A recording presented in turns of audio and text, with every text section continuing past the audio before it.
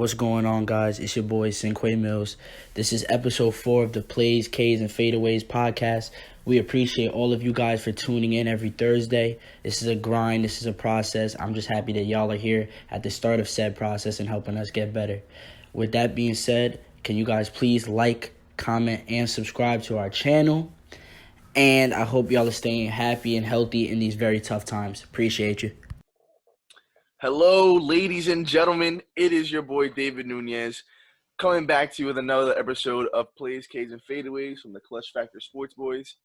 We're gonna try and make this episode a little quicker than the past. We're gonna hit a couple more topics today rather than our usual one-topic show. So, without further ado, my name is David Nunez. Hopefully, everybody's doing well, doing safe. I'm gonna throw it to Almar. How you doing, buddy? We're doing all right. How's everyone doing? Just finished finals, and that's pretty much it. Can't really comment on much else. I'm kind of just stuck in quarantine mode, just doing nothing.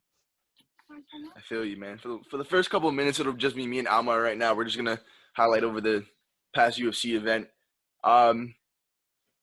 Wow, what a show. That's honestly all I can say.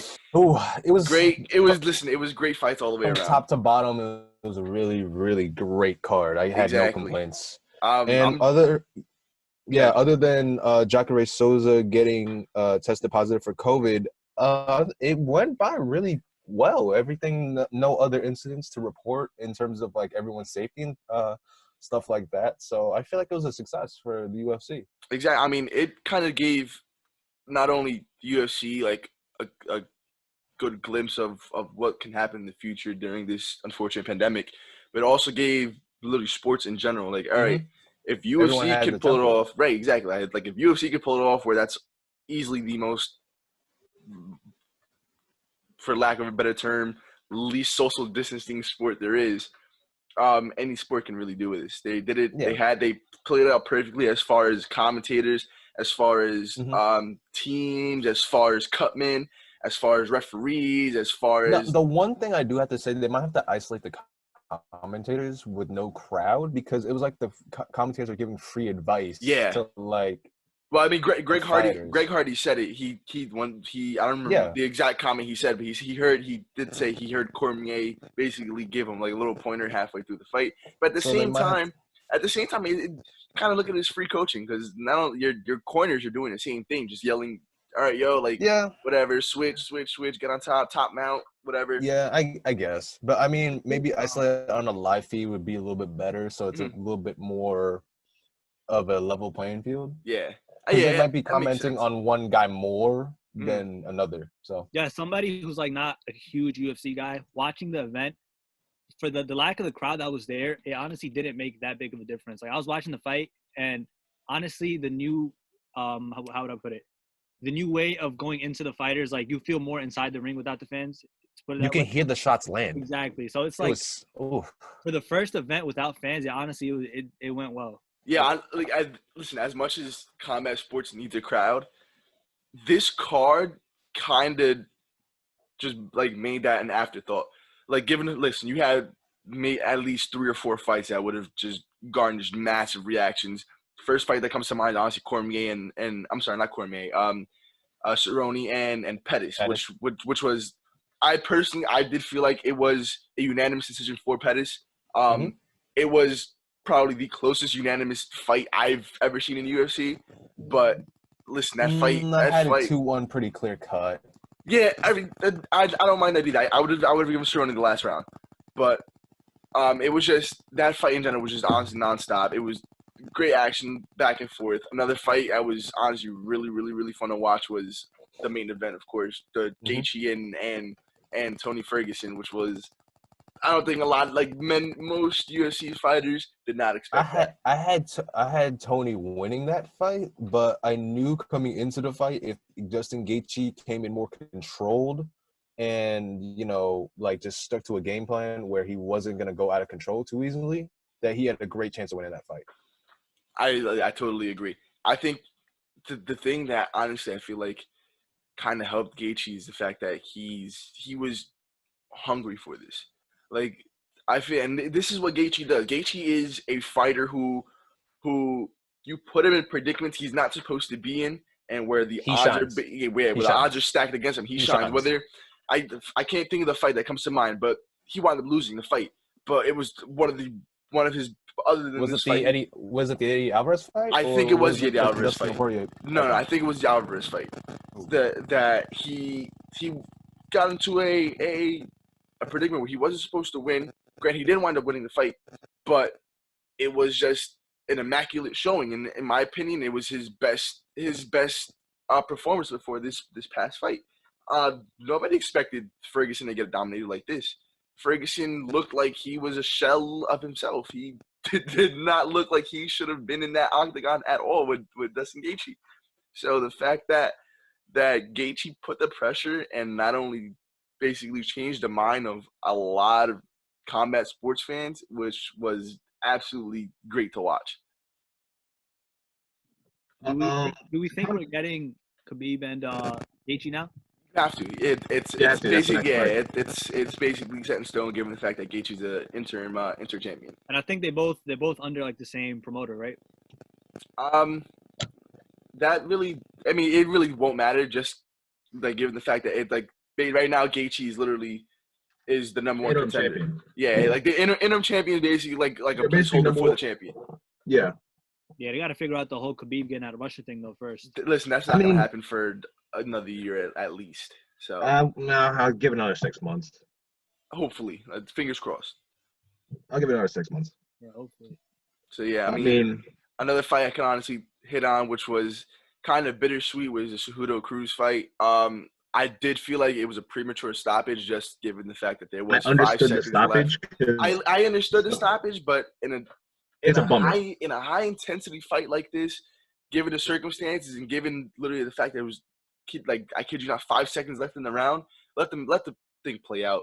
The thing is, I know the ref is there to protect the fighter's safety, and right. and I understand that stoppage. But the one thing that kind of bothered me about the stoppage is that that Dominic Cruz has been in that position before, and he recovers very well. He recovers very well. You saw that he was getting up. He was getting up. Yeah. Like literally, the only reason why he didn't get up was because the ref jumped on top of him. He was. No, but you can't see that he was coming up, and then that's when the ref called the fight. Right. Like if it was a non-title fight, you probably can't be mad at it. But if it's the title fight, you have to give that guy, especially the challenger, every single opportunity to survive and get out of the round. Right. But Cejudo fought a great fight. He controlled. He was very, very, very fast, much faster than Cruz. I mean, Cruz. He did get into a little bit of a rhythm in the second round. After the first round, he was just getting peppered with leg kicks by Cejudo, who came out. He came out kicking a lot more than I anticipated. I knew that he would be faster than Cruz, but I didn't expect him to kick as much. Well, Cruz was coming off of what, a 2-year layoff, if I'm not mistaken, or a 3-year layoff. So yeah, I mean, I expected there to be the last time he fought before this past Saturday was the title fight in December of 2016 versus Cody Garbrandt. Okay, yeah, I do remember that. Yes. Listen, it was as much as I thought Cruz was gonna win. That could be just given the fact that I'm not a big Cejudo fan, but I mean.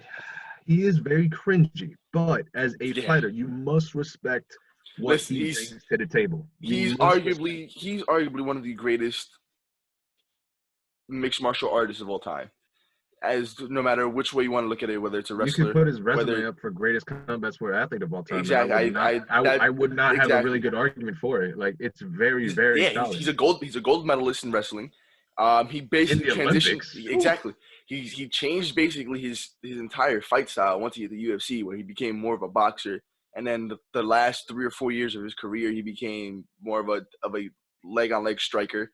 Cejudo changed the game for his division. Bantamweight, am I right? Bantamweight, is it? He was at 125 until his last couple fights. Okay, yeah. So listen. I mean, the speed of the lower weight class guys, especially like the cream of the crop of those lower weight classes, the speed is just incredible. Yes, I mean Cejudo, as much as he annoys the hell out of me, he's much respected which is within the fight community. I have a hard time hating on him because he's so good at what he does. You can't hate on him. Exactly. Like I look at it the same way. Laugh. Yeah. You kind of have to just laugh, really. Yeah, like this dude is literally a clown. Like how is this man this good? He's a clown, but when they lock those doors, that's a bad exactly. man. That's a bad man. That's a bad man. So I mean, Francis Ngannou, there's not much to say about him other than the fact that man's just dominant. Whenever Francis Ngannou fights, you don't move wherever you are. Don't try to get like a cup of water. Don't try to get a bag of chips. Don't blink. Don't blink. You'll miss the fight. You'll miss the fight. I mean, what the fight lasted? 26 seconds? 20 seconds. 20 seconds. So man is I mean, look. I mean, the first 5 to 10 seconds, Ngannou came out with a couple feel-out jabs just to get his distance. Rosenstrike had a couple really hard leg kicks. Yeah, that's the first time I've ever seen like Ngannou actually look like he's taking some pain in his legs. But then I mean, he's more dishing leg pain than taking it. So no, but then they got into one wild exchange, and if Ngannou hits you flush one time, it's lights out. It's over. Yeah, exactly. So I mean, where does the heavyweight division go from here? Because we're waiting on. I was reading today. I don't think that fight's gonna happen. Given the fact that Miocic does want a full camp. Miocic does want a full camp. He is a firefighter in the state of Ohio, so he has that to worry about right now, especially with the pandemic going on. Right. He has that obligation to fulfill. But honestly, I see Cormier and Ngannou as Cormier's last fight. If I'm Ngannou, I'm not taking another fight that isn't the title fight. Well, he was the number 2 contender before this. He's got to be number 1 now. There's no. If I'm Ngannou, I'm waiting on Stipe. Like, that is the only logical fight that you can take. Otherwise, you run the risk of what happened to Tony Ferguson, where you keep taking these fights when you are the clear-cut number 1 contender, and then you get knocked off by a low contender. You devalue yourself. Yes. You devalue yourself. You run the risk of devaluing yourself and pulling a Tony Ferguson. Exactly. Honestly, now you say, I mean, let's get back into depth with that fight. I mean, I know in Ngannou in one of his post-fight interviews, he said he doesn't want to wait another like 9 months to a year for another fight. But realistically, for his title shot aspirations, that might be the best thing for him. For Ngannou, he needs to look more long-term than short-term. No, but I mean, I get it. I mean, you're not going to tell a fighter to stop fighting. Yeah, exactly. I mean, look at Cerrone. Cerrone's a perfect example. I don't think Cerrone will ever stop fighting. Cerrone is probably going to fight. Yeah, but it's a little bit different. Like, Cerrone's just down for anything. But I'm talking about business sense for like a title shot. It wouldn't be the worst thing for Ngannou to wait. Right. I absolutely agree. Especially now in this global comment. It wouldn't be the worst thing for him. Right. I do want to go back into depth with the main event, the Ferguson versus Gaethje fight. All right. That fight. Okay, let's go round by round. Round one. Round one was. I thought of it as, okay. Listen, we all knew Ferguson could take a punch. We all know Ferguson is an athletic freak as far as stamina concerns. Round one was. I looked at it as a feeling out process, given the fact that really Ferguson was just taking hits left and right. Gaethje he was still coming forward, trying to apply some pressure, which is Ferguson's style. But just Gaethje just kept hitting him. Gaethje just kept landing shots with that left hook. Left hook, that right jab was very vicious. It was just. No matter which way you looked at it, it was. I mean, you could see in round one and or even in the earlier rounds that the unorthodox striking of Tony Ferguson wasn't going to cut it. Mm-hmm.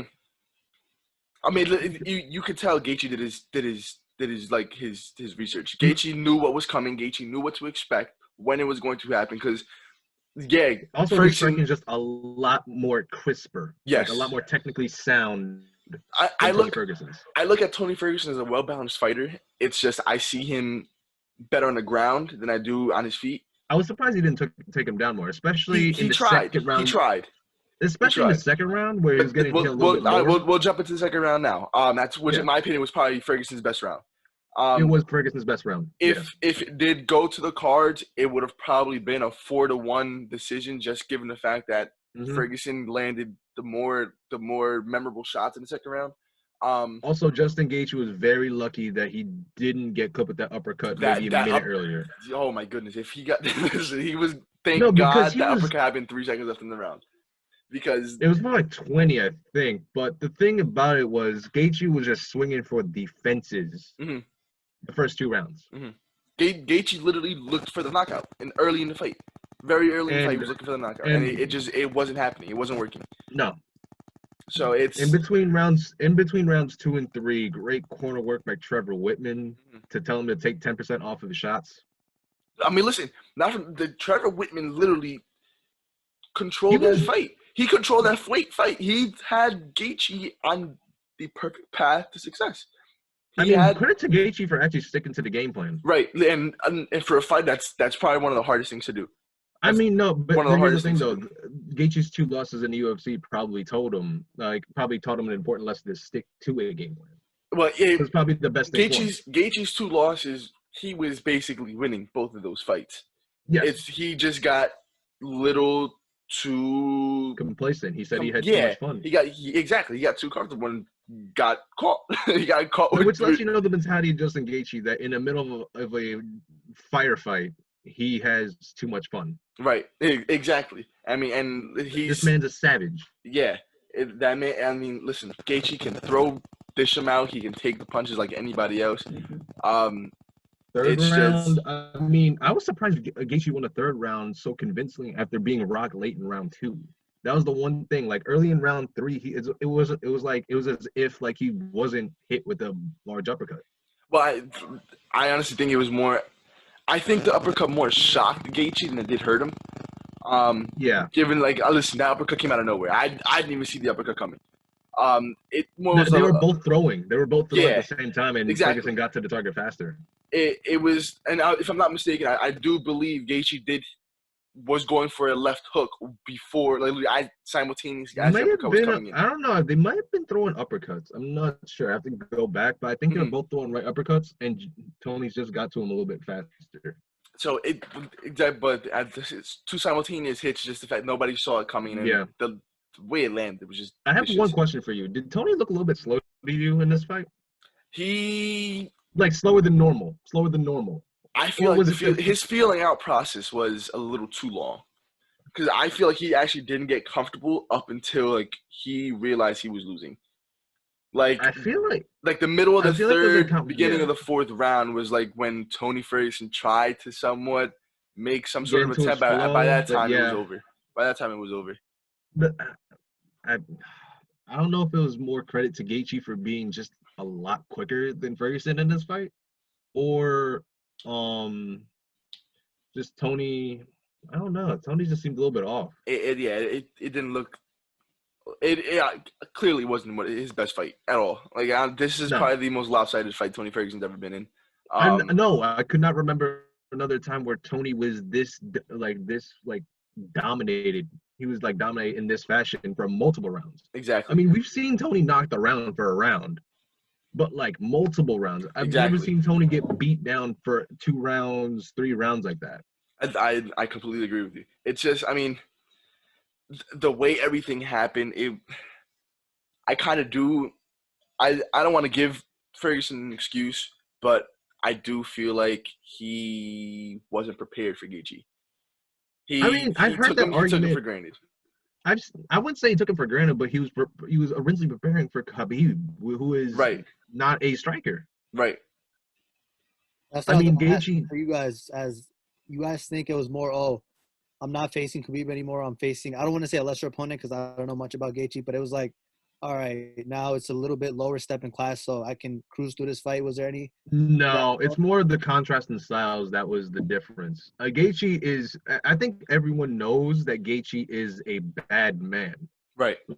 Everyone knows Gaethje's a really dangerous guy. The main problem with Gaethje was Gaethje would beat Gaethje if he got too wild. You can catch him making a mistake. That was the one flaw in Gaethje's game. You can try to take Gaethje down to the ground because all he does is strike, but good luck. He's an All-American wrestler. He knows what he's doing down there. He just never really uses it, offensively. Gotcha. just for the sake of time, I'm just gonna skip to the deciding round 5. Yeah.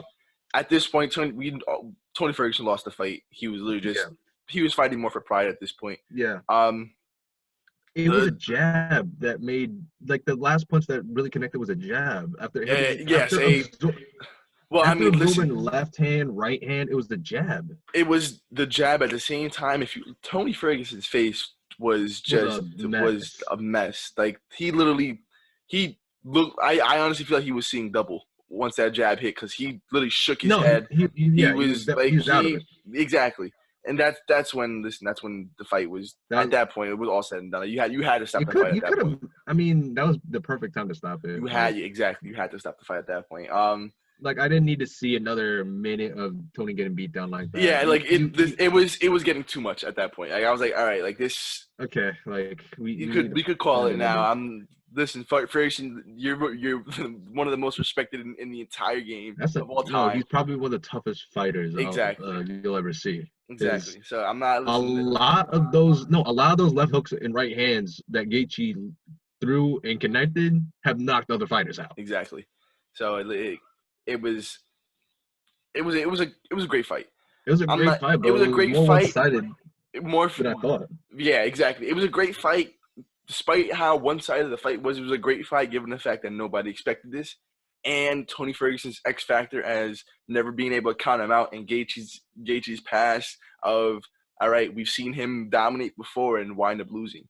So it was one of those fights that you really can't get over. It's one of those most memorable fights in UFC history. Especially recent memory. All credit to Gaethje. That being said, I do want to move on to our next topic. I do want to talk about a little bit of baseball. We do have some news as far as baseball goes. I am going to bring in Hasham into this conversation. Now, instead of his little one-liners here and there in the UFC portion, he can finally talk and give some very meaningful insight.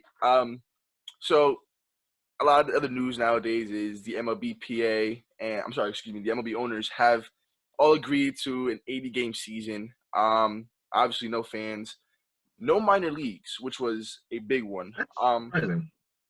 It is surprising. I do expect them, obviously. I wouldn't say surprising. I mean, I can't.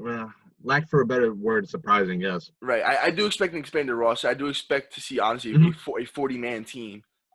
There's going to be a universal DH. MLBPA is setting up a meeting sometime this week. We are recording on a Tuesday, so you'll be hearing this by Thursday. I'm pretty sure the meeting will be all said and done by at that point.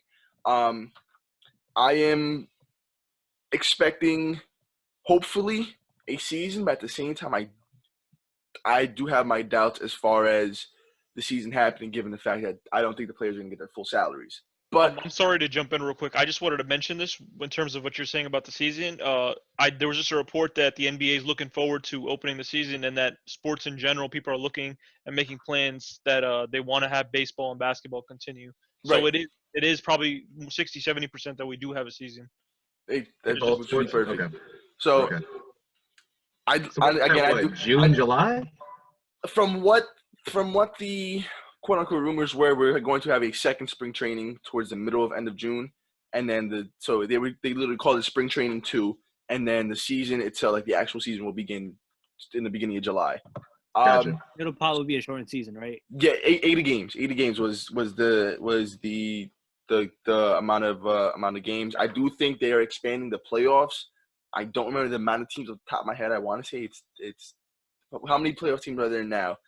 Is it 12? Is it 5? No. Is it 5? Is it 5? 5. Yeah. So I think they're expanding to 14 teams. Okay.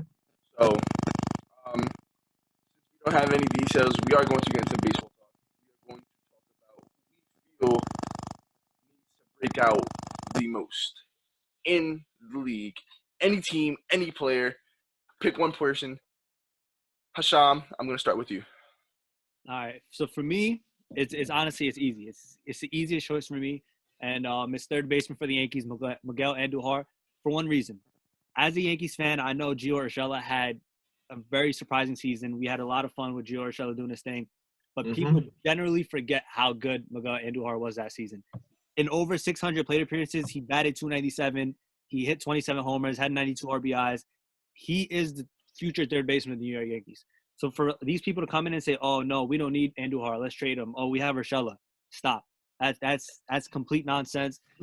Okay, so just to add one thing, the one thing about Andujar, it was never his bat that I had the issue with. It's the glove and the throwing. Exactly. Actually, the throwing in particular. It's more of the throwing. Now I think the perfect situation for him, play Urshela at third. That's fine. Make Andujar your DH. Have Andujar as your DH. I don't agree with that. I don't agree with that, given the fact that you need Giancarlo Stanton's bat in your lineup. In a magical world, let's pretend he's healthy.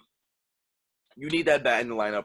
I'm not gonna lie to you. Options. I'm not gonna lie to you. Play Andujar in left field.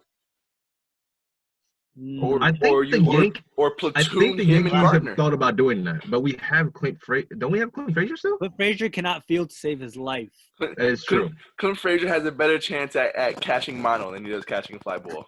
Shout out to Sam Darnold. You put us out there, we're playing better defense than Clint Frazier.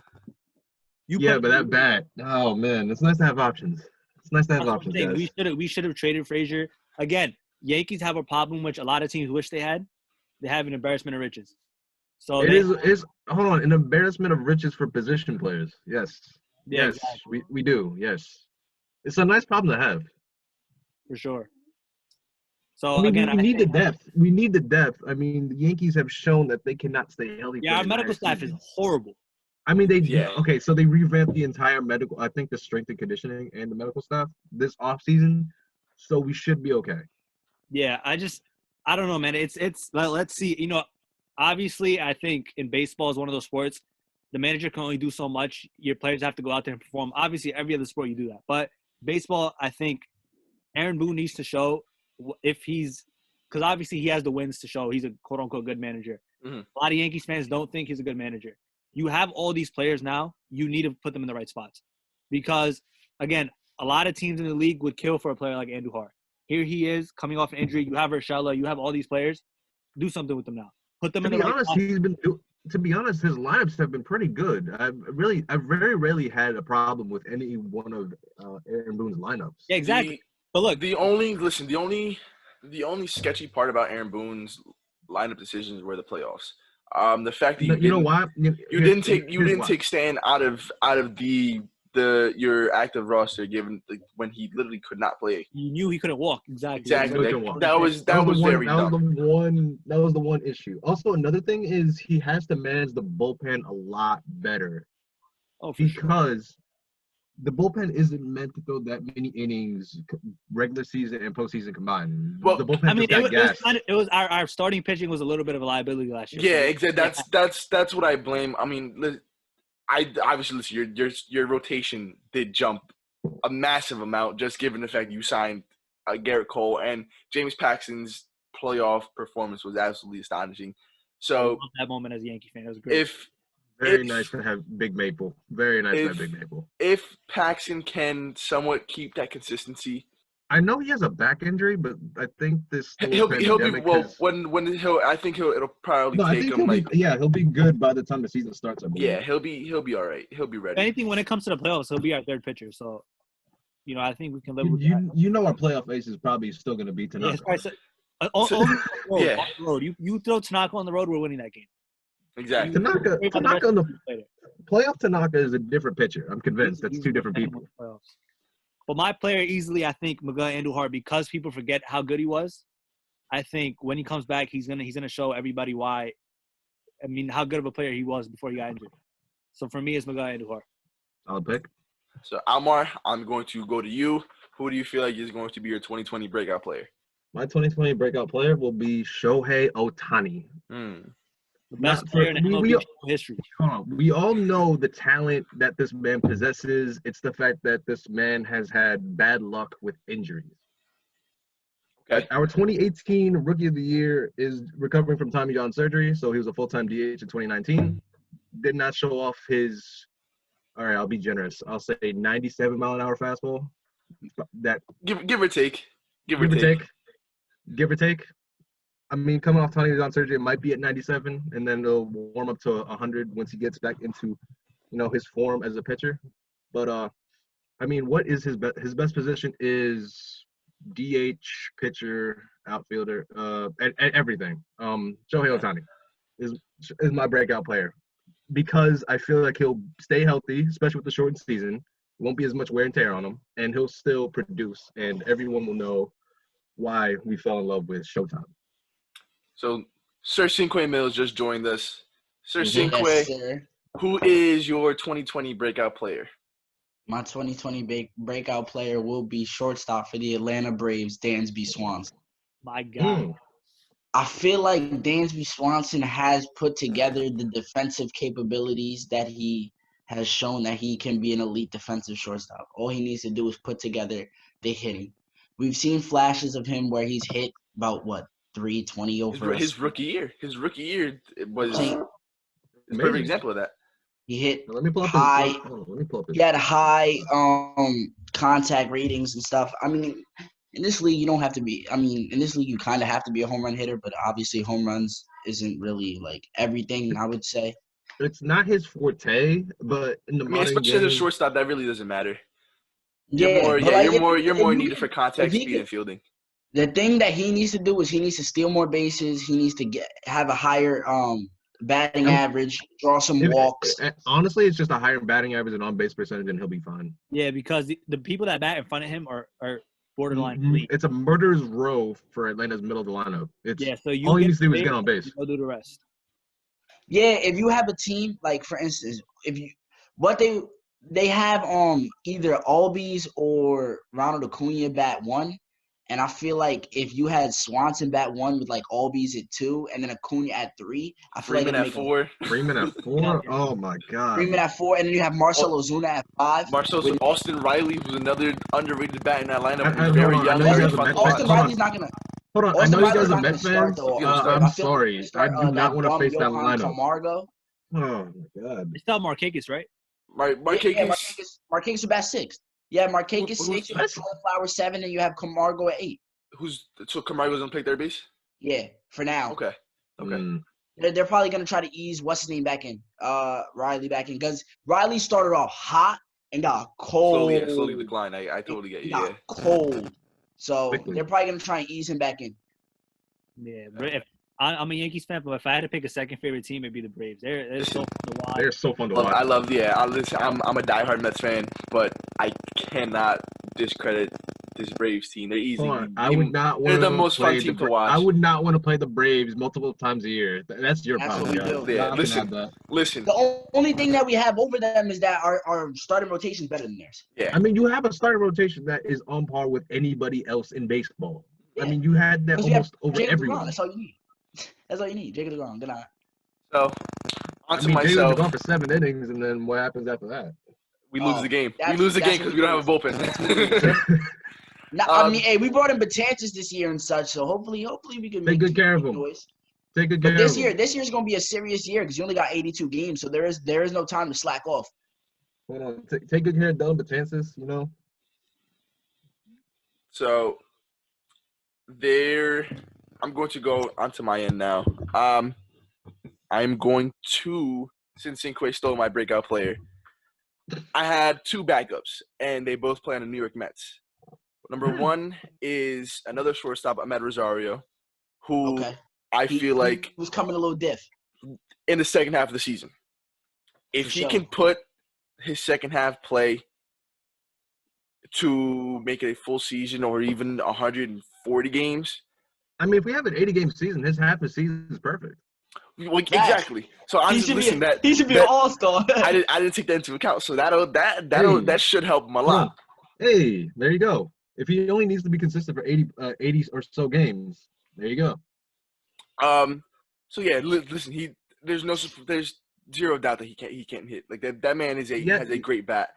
He did talent. Listen, in the first half of the season, he was on pace to hitting 20 home runs. So that he has a little bit of sneaky pop. He has a great bat. He can definitely stretch. He's a good line-to-line hitter, gap-to-gap hitter. Excuse me. He's very exciting to watch. Another one is also on New York Mets, and it is our quote-unquote closer, Edwin Diaz. There's not much to say other than he was a huge disappointment last year. Edwin Diaz, if you look back at his career, this is the year he's gonna go off. His career is up, down, up, down, up, down. There's not much to go. Like, there's not much left to go down. He can only go up from here. He was bad. But it's not even that. If you look at his career, last year he was horrible. The year before that, he was borderline the best closer in baseball. He was the best closer in baseball. I don't feel like it was an argument. He was the best closer in baseball. It was either him or Blake Trinan for me. Blake Trinan was wilding. Well, Blake Trinan had what, like a .49 ERA, like a .7 or some ridiculous. Wild style. The one thing though is that he was going from the AL to the NL, which is two totally different leagues. So the adjustment. And don't forget, this year they're talking about adding the universal DH this year. So who knows? It might wind up helping him by accident. My whole thing is that his trajectory from 2 seasons ago to last season was he was supposed to have at least 40 saves, an ERA under 2.5. That gave you guys the stability to complement your great start. Yeah, exactly. His ERA was a 5.6. It was really bad. But if you look back at the year before he was elite, his ERA was like a 4.70, 4.80. They took him out of the closer rule. It's not like he's not done this before. That's literally his career. That's not great to be a closer. So is the life of a closer. You're elite one year, and then you were not elite the next. Unless you're Mariano Rivera. No, we were spoiled for 20 years, almost 20 years. You can literally say the same thing about Blake Trinan. Blake Trinan was literally locked down the same year as Edwin Diaz. Next year, Liam Hendricks is the closer. That's how quick a closer can lose his job. Well, relief pitchers are a lot. Jeremy Jeffers.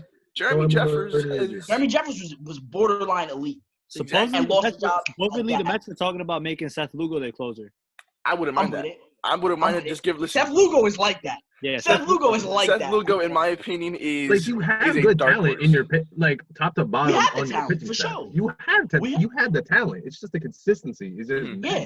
Justin Wilson is. I bang with Justin Wilson. I like Justin Wilson. Justin Wilson is valid. Nice little lefty specialist. He come in. Well, now there is no such thing as specialist because you gotta do three. Which is the dumbest rule in baseball. It's effective and it's the dumbest rule in baseball. That ruins jobs. They did that on purpose for pace of play. That's stupid nonsense. Listen, pace of play is a myth. I'm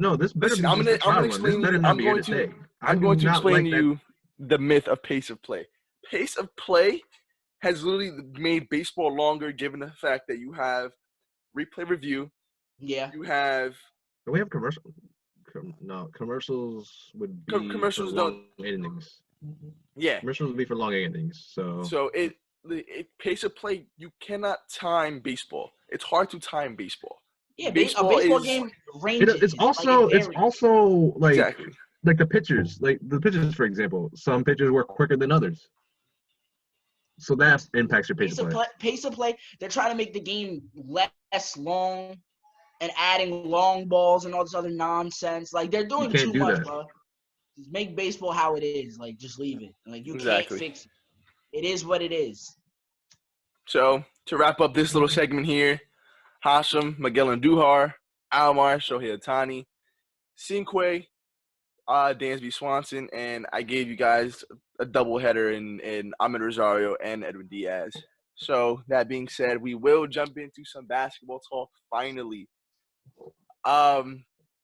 ESPN might be the dumbest sports website in the entire world as far as ranking the quote-unquote top 74 players of all time. Why they came up with the number 74? There's 74 things wrong with that list. I completely agree. No. They've only named up until 11. They've only named up until 11. Relax. It doesn't matter.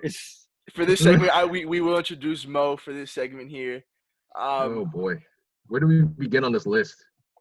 There's a lot where we can start on. I'm going to start. I feel like Mo. I feel like Mo should kick this off. I do want to start off with Mo. Mo, kick it off. At the bits. Mo, go ahead, bro. Yo, what's good, bro? How are you guys? I didn't really talk much, but I want to really hop into this segment because I think I think there's some interesting things about this list. The first thing that really popped out to me, I think I would want to start this whole thing off would be the Oscar Robertson at 11. I don't think Oscar Robertson is the 11th greatest player ever.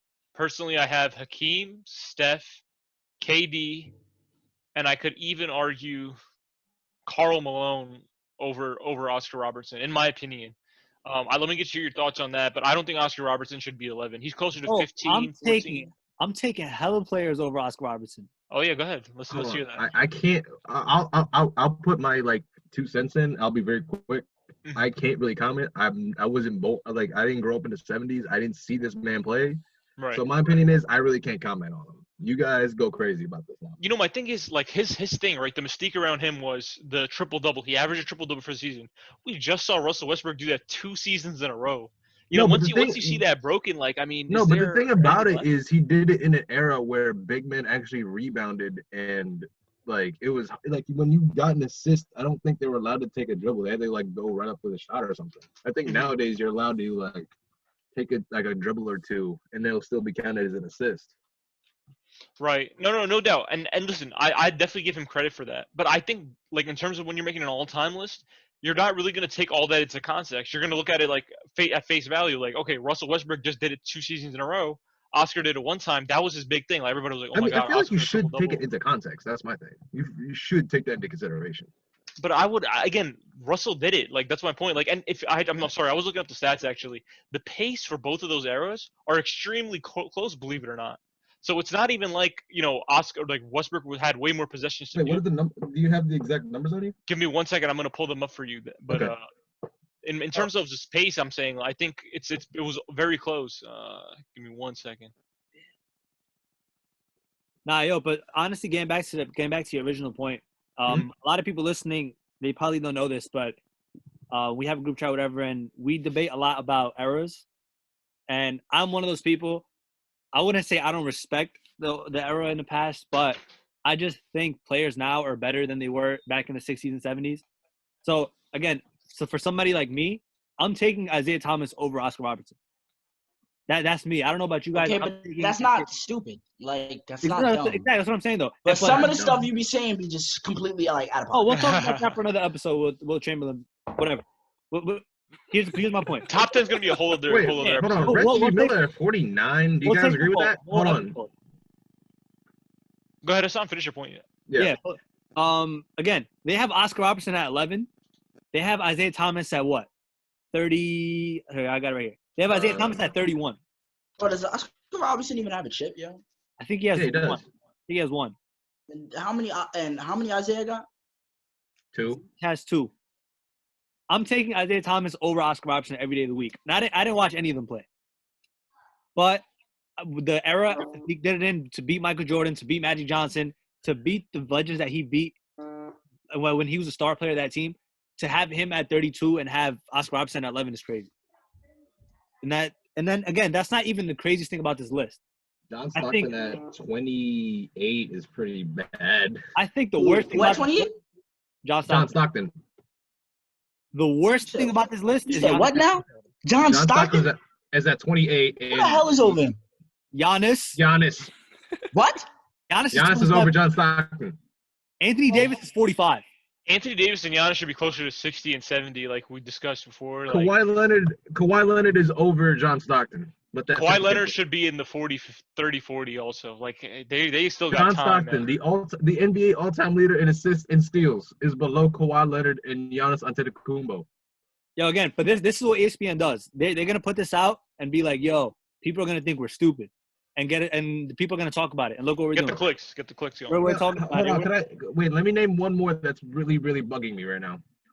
Charles Barkley at 23. Yeah, facts. That one bothers me. That's the round mound of rebound. We talked about this before we came up. We started recording. People forget how good Charles Barkley was because of his TNT shit and all that. He was an elite basketball player. This is a former league MVP. Exactly. So people just forget. All people know about him now is he's on ESPN, he's on TNT, and he's on Inside the NBA, and that's it. And he's low-key flat. A fun fact about Charles. Weight Watchers and all that stuff, but he was elite. Dominant. I wanted to let you guys know this too about Charles. Yo, there was one year, I think it was 1990. Charles was in first place for MVP votes. It was against Magic. He was in first place, but they didn't give him the MVP votes because Magic had more votes in general for second and third place. So imagine that happening in today's social media era, where LeBron had the most first place votes, but because some of the writers didn't vote him second or third, his overall percentage dropped. That's what happened to Charles in 1990, if I'm not mistaken, in comparison to Magic Johnson. He had the most first place votes and didn't win MVP. No, and he didn't win the MVP. That's ridiculous. That is insane. That is ridiculous. And again, another person. They have Giannis over James Harden. Obviously, right now you could debate Giannis or Harden. Right. In my opinion, Harden is better than Giannis. So, agree. 110% agree. And then you have people like Al Iverson. Again, I might turn some heads here. I think Al Iverson is a bit overrated. He's not better than Isaiah Thomas. No chance in hell he's not better than Isaiah Thomas. Isaiah Thomas, I think, is the most disrespected person on this list. For him to be at 31 is ridiculous. Steve Nash is over Isaiah Thomas. Yeah, and he's not better than What did we do here? Where did we go wrong? The issue with Isaiah Thomas, Charles Barkley, it's the same thing over and over again. The media didn't like them. Players didn't like them. Some of the players didn't like them. That's what happened. The media hated Isaiah Thomas. That's the reason why he wasn't on the dream team. Everybody was like, "You want Isaiah to play?" Them dudes said, "Hell no." A lot of it was well deserved. He was an asshole. That dream team situation. I mean, listen, Isaiah Thomas is no short of being an asshole, but the dream team situation was, listen, you either want Michael Jordan or do you want Isaiah Thomas? You pick. That's what it came down to. You're not getting both of them. In the doc, they mentioned it as well. That's what it ended up coming down to. Wait, I thought the whole hold on. Before the Last Dance documentary, it was common knowledge. I mean, we didn't need the confirmation. Right. We all knew. We even had the Dream Team documentary to confirm that. Correct me if I'm wrong. I thought the whole thing was Michael Jordan signs off last on who's going to be on the Dream Team. No. So what was no, he just didn't want to be the only NBA player there. He didn't want to be the only NBA guy there.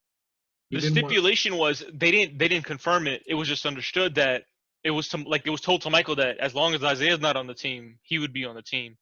You know what I'm saying? That was the hush. Isaiah and Michael did not get along. Yeah, definitely. They was not cool. They still hate the bad boys tried to injure him on multiple occasions. Multiple. I'm pretty sure. Okay, so Scotty didn't like him. Michael didn't like him. Magic Johnson fell out with him. They just recently resolved their beef. Yeah, exactly. Yes. Larry Bird, I don't think was very fond of Isaiah Thomas.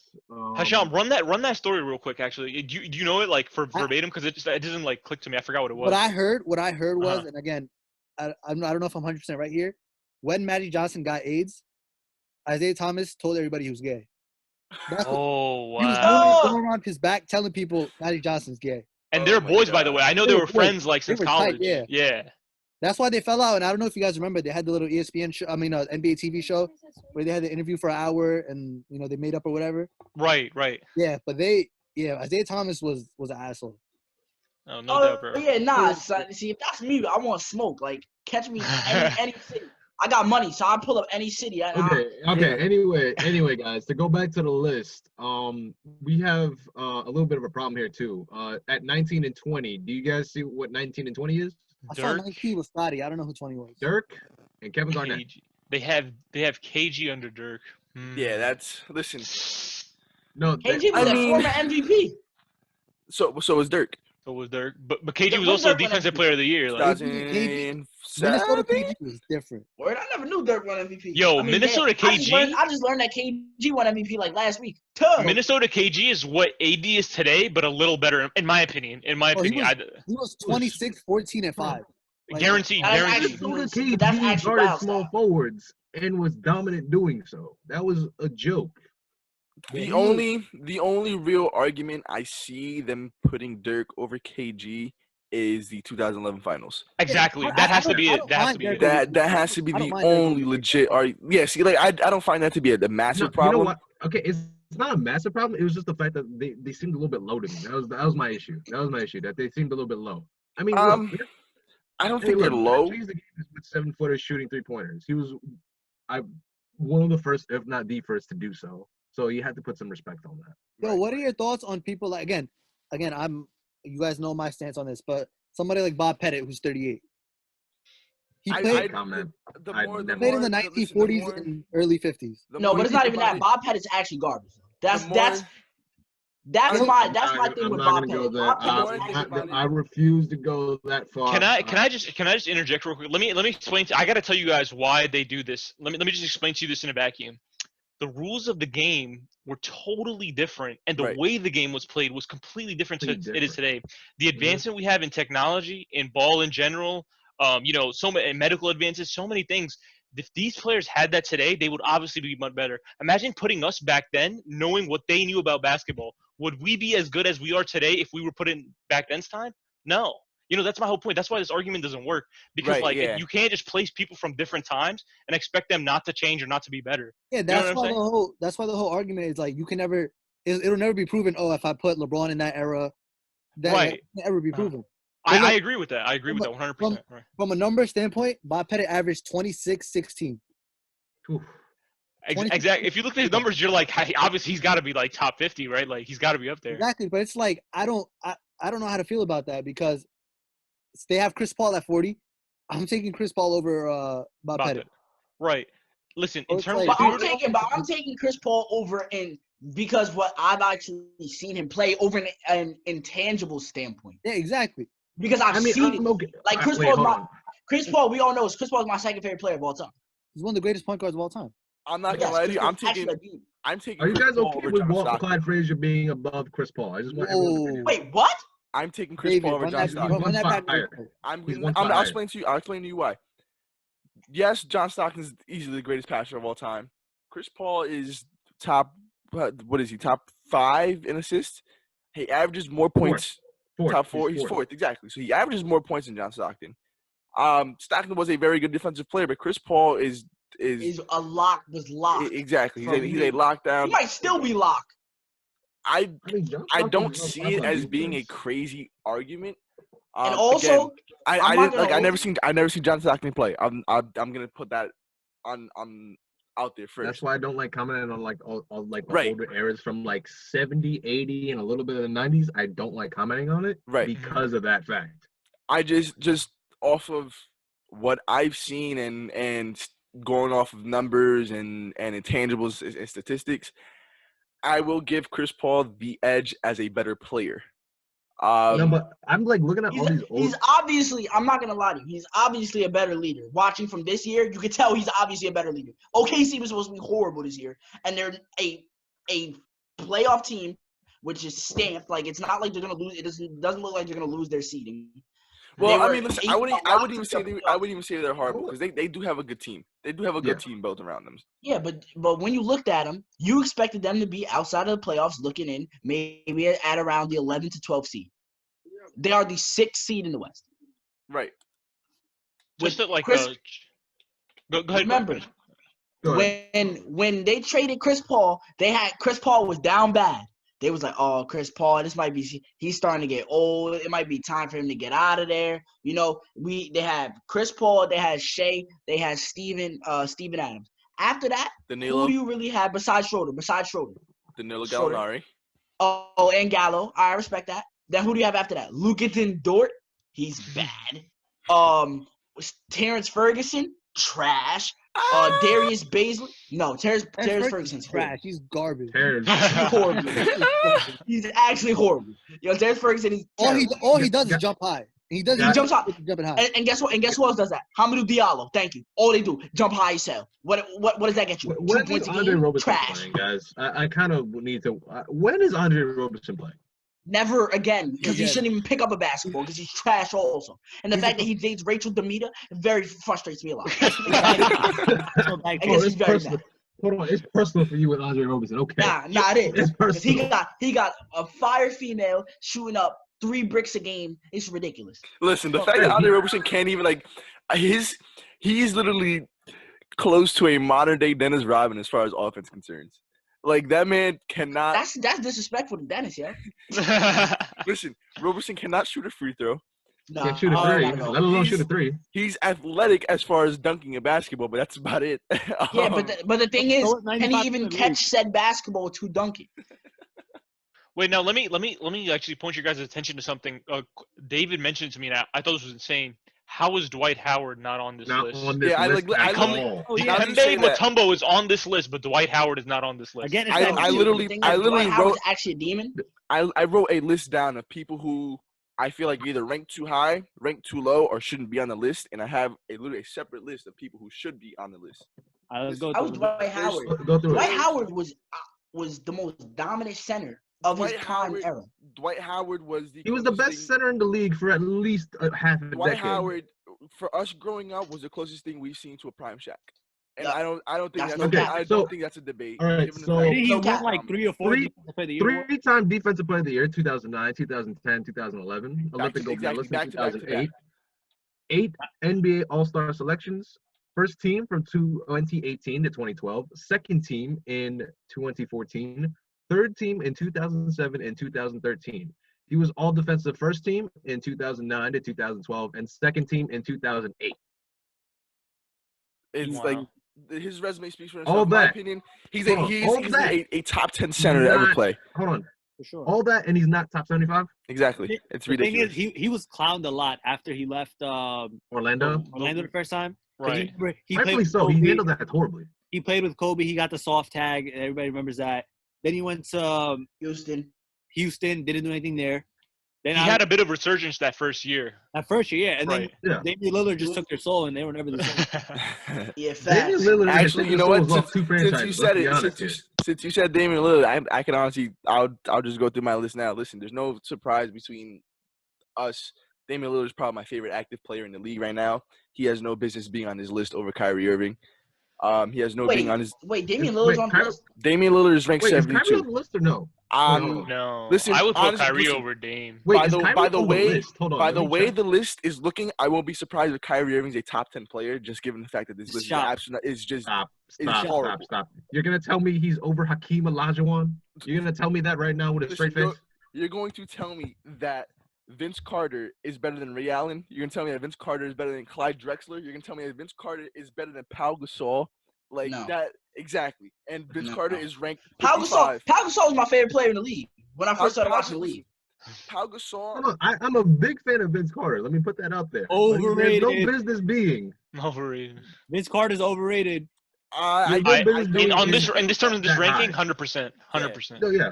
Listen, overrated, and even as a player, he's overrated. But Anthony, I'm gonna quote out Anthony Rios, the God. He said that the Nets team went to the finals back-to-back years, yo. This dude Vince Carter came to the squadron and they never made it again. That's crazy. No, I'm telling you, he has that AI effect where he's for the culture, because he has the thing, the dunk contest thing. He made an impact on the game. Yeah, if we're judging basketball on the court, he's overrated.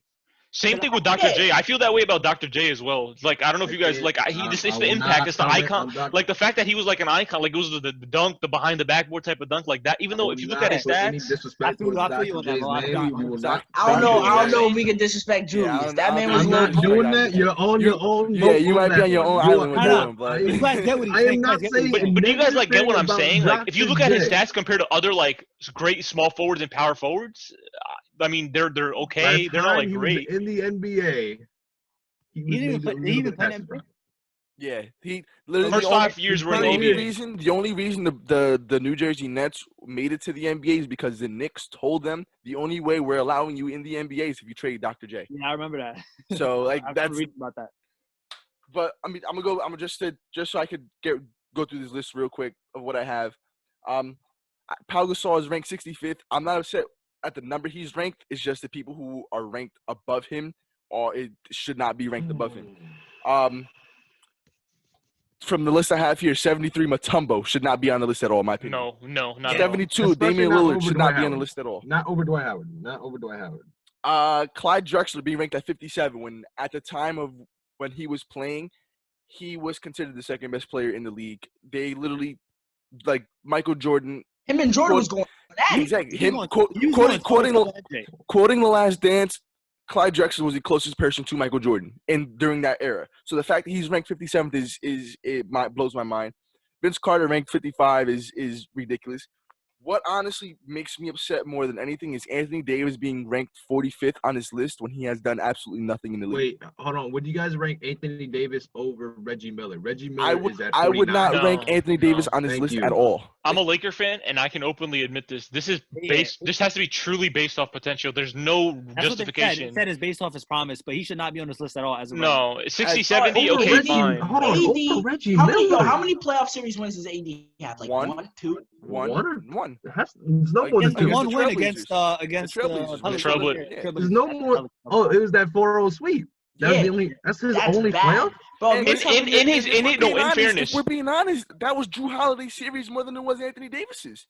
Drew Holiday. That's not true. I don't know if that's true. But hold on, wait. Before you say anything, in fairness, every playoff series Anthony Davis went against the Golden State Warriors. So it's not like he was losing to he ran into like a buzzsaw every single year. So so did people back in the day when they ran into Jordan. You still have to play them. Kobe Bryant was. Jordan, you can say the same thing about DeMar DeRozan could be another guy on that. You could argue could be on this list. Kyle Lowry could argue could be on the list. No, Kyle Lowry is Kyle Lowry. No, not Kyle Lowry. No, but that's nothing to talk about because look, if anything, Charles Barkley has a ring without Jordan.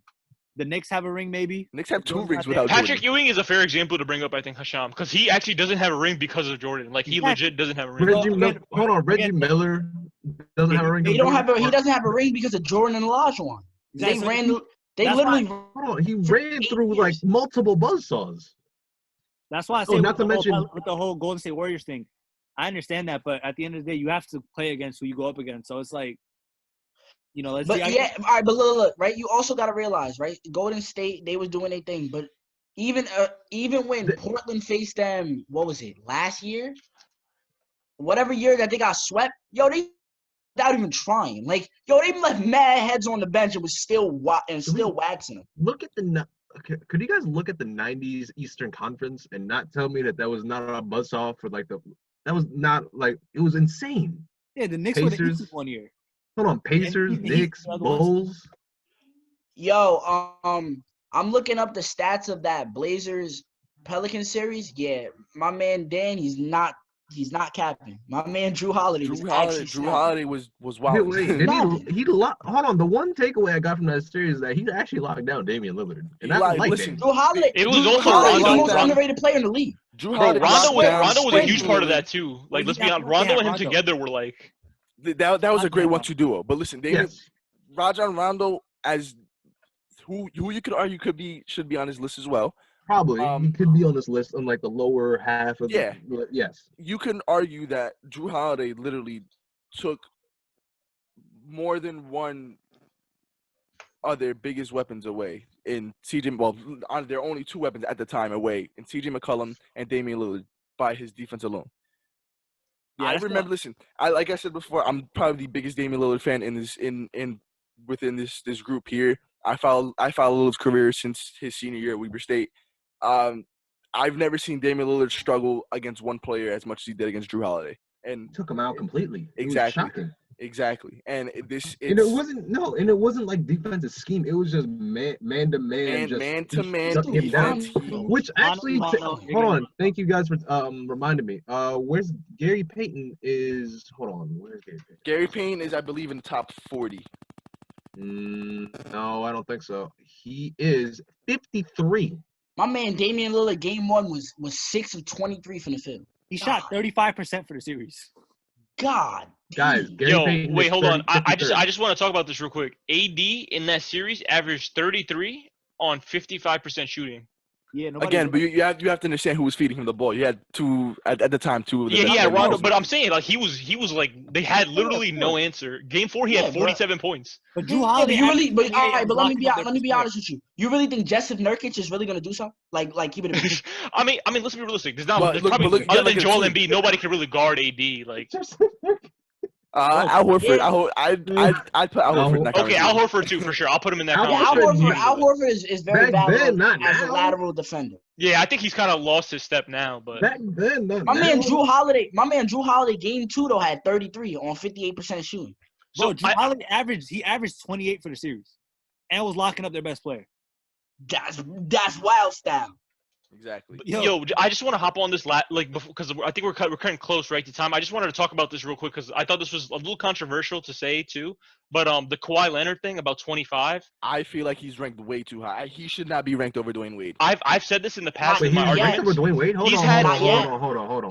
There's only been 4 seasons where you can fully claim that Kawhi Leonard was a top 10 player. Only 4 seasons out of his 9 that he's played so far, or 10. Yeah. So, but he'll be there soon. Once his body, like I said, if he wins another ring for sure. But other than that, I don't think he should be top. If he wins another ring, you're gonna have to start putting him in those top 10 conversations. Kawhi's an interesting case where all he has to do is just pad up his regular season resume, which is probably the relatively. He's not gonna all he has to do is win like an be MVP type John, but he don't play games. Listen, I feel like Kawhi Leonard could honestly solidify his top 15 player of all time without even being a top 25 scorer.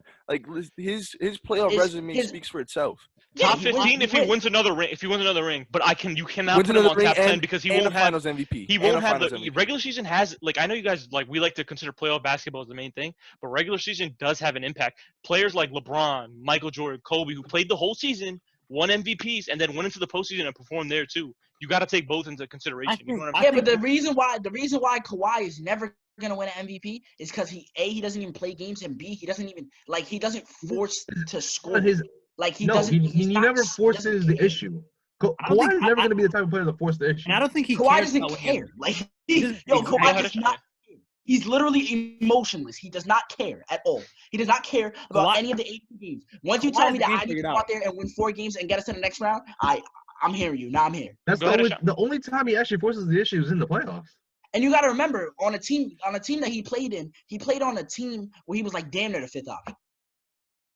You had Manu. You had he wasn't even a scoring. He was literally in the starting lineup for his defense alone. Bro, he was not drafted to be a scorer. He was drafted to be a defender and a corner 3-ball shooter. That was it. Yeah. Oh, he's strapped from the corner. Hasham, I knew you were trying to make a point. Could you just go ahead and make that real quick? I just wanted to hear what you said. I don't know how you guys feel about this. For me, not all winning is created equal. Mm-hmm. So for me, I think Kawhi at 25, I don't mind that, to be honest. Mainly because I don't mind it either. He won a franchise their first ring in forever, and ever. I mean, not in forever, literally ever. Exactly. And I understand. Again, they were a number 1 seed in the East with DeMar DeRozan, whatever. They weren't winning rings. LeBronto happened. He was there for 1 year, and I understand whatever. LeBron wasn't there. Like let's also mention LeBron wasn't there. The reason they couldn't get past it, I feel like if LeBron wasn't there, they would be okay. Like I feel like they might have made a final. But do you think that DeMar DeRozan would have went out there and beat the Warriors? No, wait, that Warriors team, the one that didn't have Clay or KD, like. But Clay missed a game and a half. Wait, no, Clay got hurt game 6. Game 6 with 3 minutes left. With 9 minutes. So he missed like half a game. He didn't miss a game and a half. He missed like half a game. No, he missed game 2 with a hamstring. Oh yeah, he did. You're right. He missed a game and a half. But I promise you, they would have lost game 2. They would have figured out a way to lose game 2. KD game 3 literally walked in game 16 and blew his whole leg out. Quarter night. Then was it game 5? What's up? Yeah, because game 3 was in. Wait, was it 2-3-2 or was it 2-2-1-1-1? I don't know. It was 2-3-2. 1-1-1. No, I think it was still 2-3-2. I think so. Oh. No, I think it was 1 because I feel like game 6 they won in Toronto. Oh, they won Oracle. It was in Oracle. Wait, Toronto. Wait, who had more wins? Toronto. Toronto had the best record in the league. They did that year. It wasn't. What's the name? It wasn't Milwaukee. Milwaukee did. Oh, you're right. But we all agree, right? Though, if KD was playing, it would have been over in 5. Like if he was healthy, it would have been over in 5, right? But here's the thing. Hold on. Honestly, now that you bring that point up, honestly, what? I genuinely believe even if KD was there, the series was going to 7. Given the fact, and I'm gonna explain to you why. Yeah, like y'all really are like diminishing. Like I understand the Warriors are very, very elite and like damn near if not certified the best team in the NBA like history, but like. I don't think it's diminishing. I think it's just seeing how great Kevin Durant is. Kevin Durant is like that. KD only played game 5 for 12 minutes. And then he went out. Let me explain why I feel this way. The year Kawhi Leonard was on the Spurs and got taken out by Zaza Pachulia, that game 1, they were up by like 40. They were up by 40 points going into the second half. Kawhi Leonard leaves that game and they lose by like 30. Swept. But that's another series. I think the Warriors win in 6. Yeah, no, because so this is the issue, right? AI put up a historical performance against the Lakers game 1, right? Do you think he would have put that up in a 7-game series, like again consistently? That's my point. Like Kawhi wouldn't have been able to do that. I get what you're saying. It's just the fact that Toronto team that he had last year was way more talented than that Spurs team. And y'all got to remember that Spicy Pete emerged in the finals. Exactly. It's not like he came up in the finals. Kawhi Leonard didn't have a secondary option like that in Toronto. Because look, this is my issue with like this whole debate, right? So this Warriors team is so like they need all 4 of their stars because their depth is so lacking. Since they pay KD so much. No, they sabotaged all their depth to get KD. Exactly. So KD wasn't there the first 4 games. Like all 4 games he didn't play. I guarantee you, Toronto loses the first. Toronto takes the first one, right? Let's say they lose the next 2 hands down with KD's there. No, but like KD had a bad leg going into the what was it? Going exactly. Into the that's what happened, right? It was in the Clipper series. He injured in the Clipper series. He was balling out. Oh no, it was in the Rockets. I'm sorry, it was in the Rockets series. Yeah, right. He was balling out. Yeah, KD murdered us. KD literally said, "Do you know who I am?" and put 50 on our nugget. You remember that game, right? You had Patrick Beverly on the You had Patrick Beverly on the guy. Patrick Beverly shut him down to 2 points in the fourth quarter. No, I'm talking about like over like the totality of the series. That wasn't gonna work. Like but the reason we did that is because when the game that we came back from down 32 in a quarter, we had Patrick Beverly on him, and he scored 2 points in a whole quarter. I don't understand how Patrick Beverly is just annoying as hell. Patrick Beverly is a crackhead. He's annoying. The funniest thing was actually the funniest thing dirty crackhead. Bro, I swear to God. They asked Lou Will and Patrick Beverly, "Oh, what happened with KD? Like, did you guys try to guard him?" And he was like, "No shit, we tried." It's facts. Like what? Like that's a dumb question. Obviously, you can do all your work early, but all KD has to do is just rise up above you, and like he's shooting over. You guys remember what Charles said? He said it's like shooting over a chair. Like for KD, that's what it is. He's like shooting over a chair. It's unblockable. Yeah, literally. Like you can't. He's the greatest scorer of all time, in my opinion. Yeah. All right, good. That's a discussion for another day, guys. Wait, hold on. Let's get. Okay. Okay, we'll do that for another day. Let's just make our last final points on this terrible ESPN list. I just want to. Elijah was at 12. I just want to put this out here: the fact that these 4 players aren't on the list who I feel like should be. All right. Dwight Howard, as we spoke about, Kyrie Irving, as I spoke about, Klay Thompson, who kind of baffles my mind. He's not on this list, and Carmelo Anthony, he's not on this list. What I would switch, I'd put Ray Allen over Reggie Miller. I don't feel like that should be even an argument. A discussion. The only real reason why I feel Steve Nash is above Jason Kidd is because of the MVP. Has to be. That's the only reason. Then again, Kidd has a ring, but Kevin Durant being above Curry should be a no-brainer as well. Just another point I wanted to make. Isn't Curry above him? Yeah, by one spot. One spot. Do you guys see how heavily an MVP sways this thing? It's not the most egregious thing that it's one spot above, but. But do you guys see how the MVP sways this, like in this list? That's what I mean in terms of Kawhi as well. Not having that regular season body of work is important. It's important in any all-time discussion because the other great players have done it as well. Yeah, but regardless. But we agree this list is terrible. So. Oh yeah, the list in general. Yeah, they need to do what they need to do. What they need to do. There's no redeeming this list. They need to make a criteria. That's my problem with this. They don't have a criteria on how they're doing this. They didn't put out like what did they like take into consideration for this list. Mm-hmm. So we're just left to speculate, which is probably the reason why we clicked on this. Right. Just clicks on this list. So I'm gonna give you guys your last 15 seconds of fame just to, give your final thoughts on anything, whether it's this list, this terrible list, whether it's the upcoming baseball season, whether it's the UFC fights, whether it's NFL talk, whether it's NHL talk, whatever you guys want to talk about for these last 15 seconds, and then we'll close it out. So I'll start with Hasham. Take the floor, buddy. All right. This list is absolute garbage, but hey, we're talking about it. We're having fun. Bundesliga's back this weekend. Premier League's back June 1st. It seems we're getting a little bit of normalcy back. I hope as a society, as a world, we keep doing what we're supposed to do to get this virus out the way. And I hope everyone out there is safe and healthy and good. Almar. Like Hashim said, Bundesliga is back this weekend. Premier League's back. I'm not sure about La Liga. I don't know when they're back, but I'm looking forward to when they're back, coming back. I know there's training. Everything's slowly going back to normal. There was an ice cream truck in front of my house today, so I think things are going back to normal, guys. That's a good sign. I heard the music and I thought I was dreaming. I thought I went to the upper room. I thought I was dead. Mo? I'm excited. I'm glad that we get this list during this time because, again, we don't have sports right now, like, basketball and whatnot. So this is fun to talk about. It's cool. I'm excited to see 1 to 10. That's probably going to be our own show. We're gonna make our own top 10 lists and have fun with that. But I hope everybody's safe. I hope everybody's doing well, and we'll keep putting out content for you guys on a consistent basis. And Sir Cinquay. Hey man, they had a call NBA players with mad people. They all said they wanted the league to start back up, and NBA owners are getting a positive vibe that the league's gonna come back. So hopefully, that's a great thing, because they're just stopping the Clippers from being great. Like, you feel me?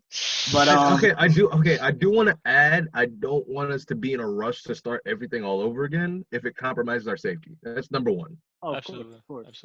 Number one. Of course. But and then also we got MLB. It's looking like MLB starting July 4th. So that means a lot of nice parlays for you betting heads out there. That has to be nice because usually in the summer we only have baseball. Now we're gonna have baseball, basketball. Yeah, we're gonna have a lot. Oh, we're gonna have a lot of stuff because everything got pushed back. Great. But great. Also, golf. If you guys want to make some extra money, golf's also gonna be. I'll run up some Brooks Koepka money. You don't gotta tell me nothing twice. But if you bring up Brooks Koepka on a major, it's probably a good bet, or Tiger. Oh, I respect it, but. I was looking at the stats recently. I think the percentage of coronavirus cases went down by like 26%, which is a pretty significant Let's percent. keep it up. It's a significant percent. Again, Florida's already I'm already living. Like, I'm valid. There's people eating in restaurants. Hold on, Florida's Florida, man. Like we all knew this. They've already opened up beaches. There's people eating in restaurants and stuff like that. Like, stuff is valid. Man, but it's too soon. What do you mean it's too soon? They have it at 25% capacity. Okay. So everybody's spaced. Oh yeah, there's 20. Oh yeah, I did read that. Yeah, it's 25. Okay. You're spaced the hell out. But I literally watched. I was seeing the people eat, and they were like 15, 20 feet away from each other. Like, they're really spaced. Hold on. I wonder if handshake is gonna be socially acceptable after this entire pandemic. Is that? Nah, you just throwing your hand up. That's how that's going. Like, I need to know how to act in a formal business setting. If a handshake's not gonna be okay, what is? I don't know, but we're doing good. 26% sounds like a lot. We just gotta keep working on what we're working on, get back to normal. Cause I want to go back to Jersey. Like, I miss my friends, but I need to go back. Like, it's just so trash. No doubt. Well, down to me. ESPN honestly just did this for clicks. They're full of imbeciles. But other than that, hey, we clicked on it. Yeah, exactly. I guess we're imbeciles. Other than that. I'm just glad to see that we're all safe. Everybody taking finals. Good luck out there. I just finished mine. Hey, good. Congratulations. I got one more project to finish, but that's just a couple of. Yeah, I got a final tomorrow, and then I'm valid. I have 2 tomorrow. So all the essential workers, on behalf of all of us, thank you. Just everybody, please stay safe, stay clean, stay inside, flatten this curve. We're getting there. We're not gonna get back to normalcy for a little while, but we're getting there. Minute. We're close. Yeah, just let's just at this point just keep praying, hope for the best, and for sure let's try to skip over the second wave that they've been raving about, bro. I'm not looking forward to that, bro. Exactly. Everything getting shut back down in November. I'm not looking forward to that. No negative energy, bro. Let's. I tell everybody, let's keep positive. Don't speak that into existence. I'm not doing that. I'm not with it. But with that being said, this has been another episode of Plays, Kids, and Fadeaways by the Clutch Factor Sports Boys. Thank you for listening. We will see you again next week.